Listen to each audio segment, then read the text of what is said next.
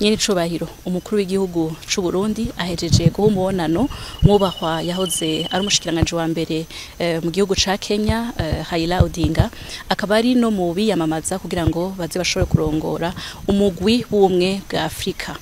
Muri uwo mubonano bayaze ku bibazo bitandukanye vyerekeye ubuzima bw'igihugu, ubuzima bw'akarere eka n'ubuzima bw'umugabane wa Afrika.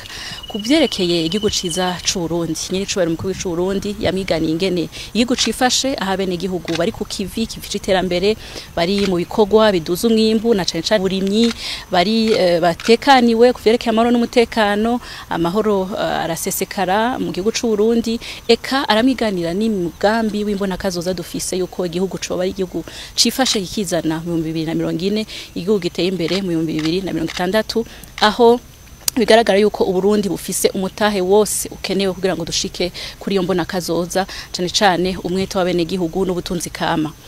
Kuvyerekeye akarere baganiriye no kuvyerekeye iterambere eka n'amahoro y'umutekano.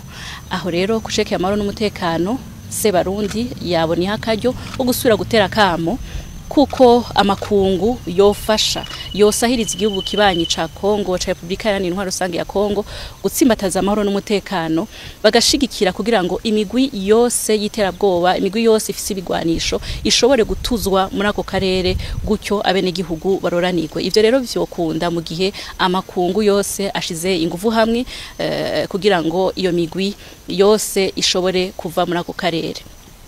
Kuvyerekeye umugabane wa Afrika naho nyene yashimangiye yuko Burundi bwifadikanije n'ibindi bihugu byose bwo ku mugabane kugira ngo dushike kuri yambona kazoza y'umugabane wa Afrika 2063.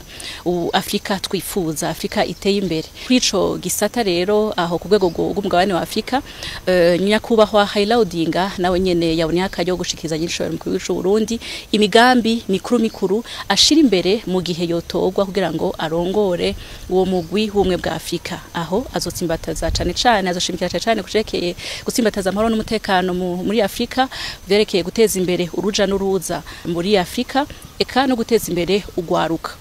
Kugwaruka rero yagize amahirwe kuganira na nyene icubahiro umukuru w'u Burundi, cyane ko musanzwe muzi yuko ari umuhizi yatowe ku rwego rwa Afrika kugira ngo nk'umuhizi w'umugambi w'ugwaruka amahoro n'umutekano. Sebarundi yabonye akaryo ko gutanga uburorero bw'ingene ugwaruka rw'u Burundi uno munsi rubayeho ruriko ruriteza imbere, kuko gwijukiye imigambi y'iterambere, gwijukiye amakoperative, gwijukiye ibikorwa biduza umwimbu. Ivyo rero bikagabanura ubushomeri bwahora buri mu mwitwariko cane ugwaruka, ahubwo uno munsi akaba aribo barema ubuzi.